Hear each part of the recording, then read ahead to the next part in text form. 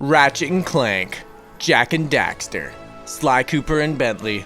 Some of the best characters that Sony Computer Entertainment has at their disposal from some of the best platforming games of all time. But what would happen if you took all those characters and sucked them into a universe where they needed to team up together to achieve one singular goal? That's what developers Nihilistic Games wanted to know as well back in 2011. Nihilistic is the team that developed hits like Resistance Burning Skies and Call of Duty Black Ops Declassified and the Conan PS3 game. All of the series' main voice actors are back to reprise their roles here. David Bergod is the man who composed the soundtracks for all the Ratchet games up to Quest for Booty as well as Resistance, and he's back doing the soundtrack here with a ton of new music that sounds like it's ripped right out of a Ratchet game. So, does this crossover game live up to expectations? Well, let's get into it. I need to start with the game's premise first. In the opening cutscene, Ratchet is fighting an enforcer. This doesn't make any sense, because the enforcers show up and went back to their home planet for good at the start of Tools of Destruction. Ratchet never fights one of these one-on-one. But anyway, the story starts with Ratchet fighting the enforcer before time freezes and a portal opens and sucks them both into it. Panning over to Jak and Daxter, they're in the process of getting themselves out of a Zoomer accident. That's what the vehicle's called. A portal opens up here too and sucks them into it.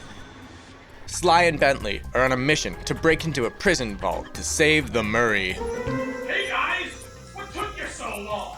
But then a portal opens up and Sly and Bentley are sucked into it. The Murray stays in prison, but the rest of them end up in a new universe, together for the first time. Two aliens named Gleber and Lunk show up and explain that they've gathered the top 3 universes' heroes to compete in a series of challenges. The universes have been put on pause, and they end up agreeing to take part. Excellent!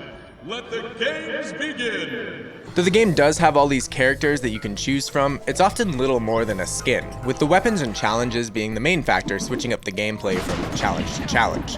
Let's start with the melee weapons then. Here's Ratchet, hitting people with his wrench. Now here's Jak, hitting people with his precursor hammer. And here's Sly, doing the same thing with his cane. These play and control the exact same. You shake the move controller left and right to hit left and right, or you shake it up and down to hit up and down. You can also hold R2 to perform a slightly different hit, but that's about it.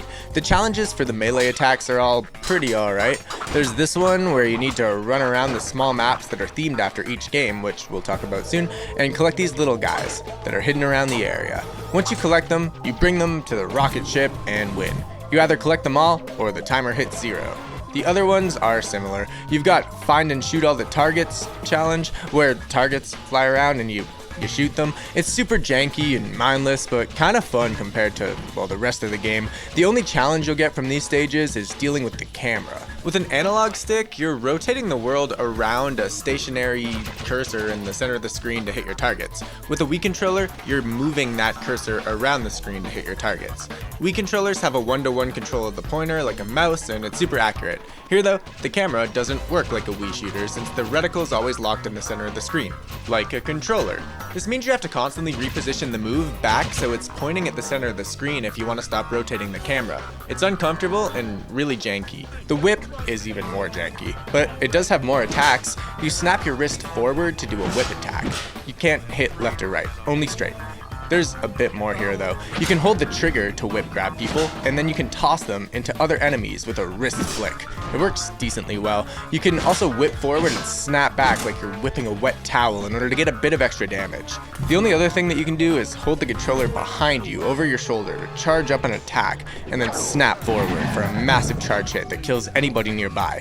And yes, like the melee weapons, you can spam the normal attack to cheese your way through most of the stages if you really want to. The whip challenges are all either protection-based missions or time-based wave challenges. I'm sure you know what a wave challenge is, but the protection missions. Basically, waves of enemies will try to attack these things, and you need to stop them until the timer runs out. It's kind of like domination in the sense that if they hit them, you can stand beside them to recapture or heal them, like capturing a base and up your arsenal online, except worse in every possible way. The next weapon we've got is guns. Gunplay is by far the best part of this game, as long as you can get past the complete nonsense with small side characters wielding the main character's weapons. Like, how is Clank even holding that? The weapons change up depending on what world you're in, but basically there's the combustor that shoots fast and has unlimited range. There's this grenade launcher that I don't know what it's from. It's kind of like the bouncer. If you know where it's from, let me know in the comments. And then the scatter gun from Jak and Daxter, which is basically a shotgun. The destruction the guns cause in all these stages is pretty sick. Constant explosions litter the screen while you're running around, and it's the closest thing we have to seeing what an actual crossover version of these games could have been. I should mention, there are some differences depending which character you pick. Well, one difference. Each of them has a special ability.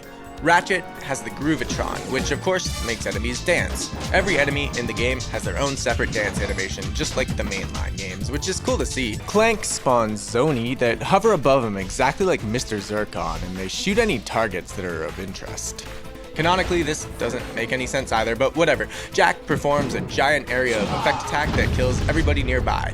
Daxter turns into a tornado that kills anybody that comes near it. Sly puts the game into slow motion temporarily, and also becomes invincible in the process. And Bentley's is by far the coolest. He can hack all enemies nearby and make them turn on each other, completely ignoring him while he mows them down.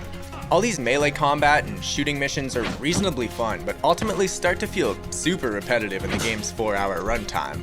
The developers included 2 other mission types to split up the combat sequences though.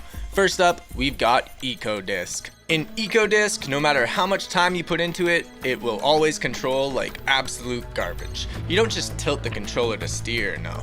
You actually control it like you do the guns. You keep the remote pointed at the center of the screen and drag basically an imaginary icon around the screen to turn. But you can also tilt for sharper turns. The only mission for the Frisbee levels is to hit these targets that are hidden around the levels. It'll be a set number of them. They're honestly really hard to find, and you're often left with just one remaining, unable to find it, sometimes just flying around for minutes at a time looking for it.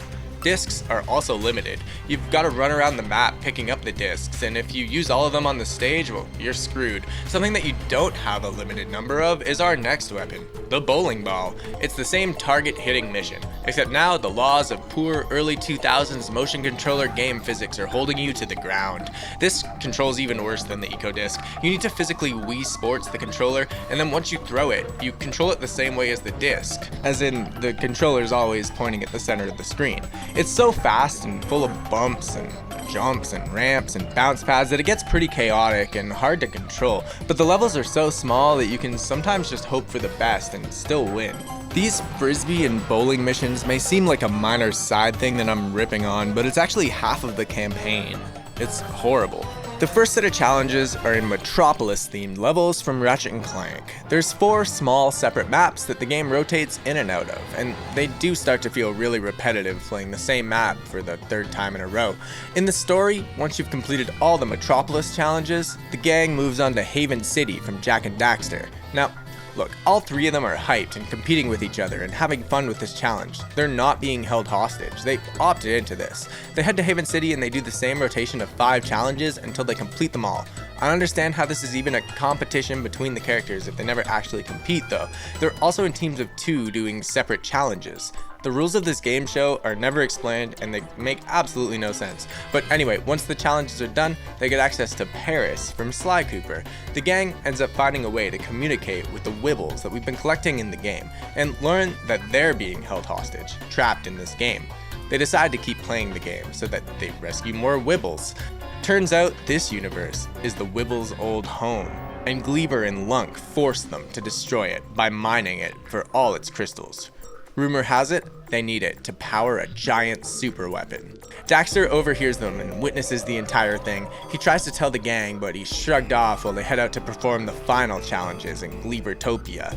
The challenges are the best part of the entire game in Gleavertopia. It starts with the whip level full of waves of enemies in massive numbers. It's got a bunch of different enemy types too. My bar is real low after the rest of the game, but this was a fun first mission. The next one is Clank, fighting wave after wave of countless enemies. Destructible objects are everywhere. It's pretty sweet. The mission here is to fight your way up to these rocket ships and save the Wibbles. Next one is Sly Cooper, and the best Find the Wibbles map in the entire game. It's full of bounce pads and it's fun to explore around, and yet the game throws way more enemies at you than normal, making this really fun. After that, it's Bentley, playing a game of domination in another map full of enemies and jump pads that, well, it's actually really hard. Then the final challenge, Jack plays again. The best bowling level in the game. It's full of jumps and boosts and turns and portals, and the level feels way better than any of the other bowling ones. Once that's done, the gang are teleported back to Gleaver and Lunk for the award ceremony and the announcement of the winner of the challenge. The most amazing heroes of all are... What? Clank and Bentley believed Daxter about Gleaver and Lunk's plan with the weapon, so they came prepared. They tried to make a run for it, but Clank manages to stick them with a device. They learn that it's not a weapon, it's a device that can create portals to other worlds. The real final level, the big showdown, the epic finale. It's Daxter playing Frisbee.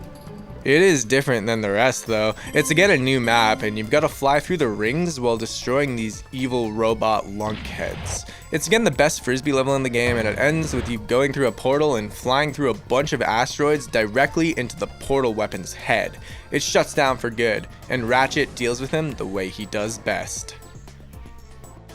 The Weebles, thankful to our heroes for saving the universe and getting them out of the game, end up powering together to create a temporary set of portals back to the gang's respective universes. After a quick goodbye, they head back home, where time is then restored. Clank ends up hacking the robot to stop it from stomping Ratchet, using the skill he learned from Bentley. Jack and Daxter, well, they end up landing from their Zoomer accident, and they're safe. They're alright. And Sly and Bentley, well, they saved the Murray from his prison cell. A video call between the three of them teases a sequel that never came, and that's probably good, honestly. Playing through all 50 levels of this was insanely boring, and it hurts your arm. The story's kind of alright, but you can also just watch the cutscenes online and not have to suffer through this. Or you'd actually have a better time watching some of my other videos. You should do that. Alright guys, I'm out. Love ya. Peace.